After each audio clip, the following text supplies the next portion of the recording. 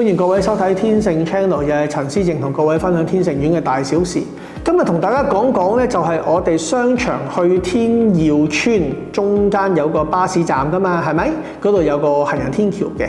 咁好多朋友都已經係收到消息㗎啦。嗰個行人天橋嗰度咧係將會啦，已經係通過咗啦，撥咗款㗎啦，政府已經係就會起一個分橋落去，就直接咧就係落去嗰個巴士站嗰度嘅。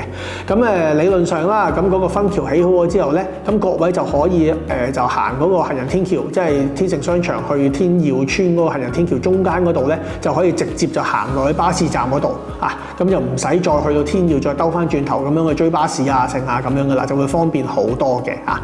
咁但係呢一個工程咧就已經係撥款通過咗差唔多2-3年㗎啦。咁佢哋嗰個前期工程咧就好似做緊，咁但係做下而家又好似停咗咁樣喎。咁究竟發生咩事咧？咁樣咁我就問翻即係叫做當區嘅議員啦，咁我就問翻阿陳燕君議員啦，喂阿妹妹咁樣而家嗰度點搞啊？嚇，唔係嗰度已經撥咗款㗎啦咩？咁樣。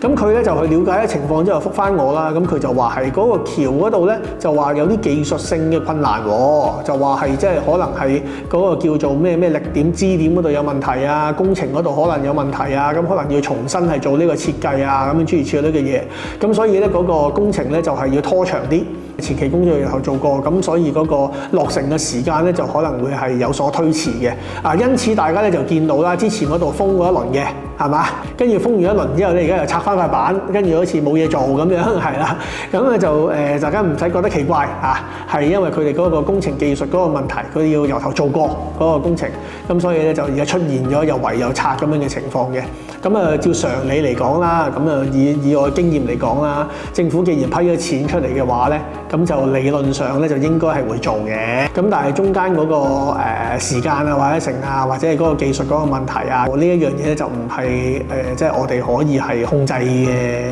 情況啦嚇。就正如我哋嗰個斜路嗰個升降機咁樣，都爭取咗10幾年，到最後先至爭取到啊，係咪？政府嘅公共工程嘅話，就大家等下啦嚇。不過就有個定心丸派俾大家，就其實已經批咗錢嘅啊，咁批咗錢就理論上應該係會做嘅啊。呢度就同大家匯報翻呢個情況，多謝各位。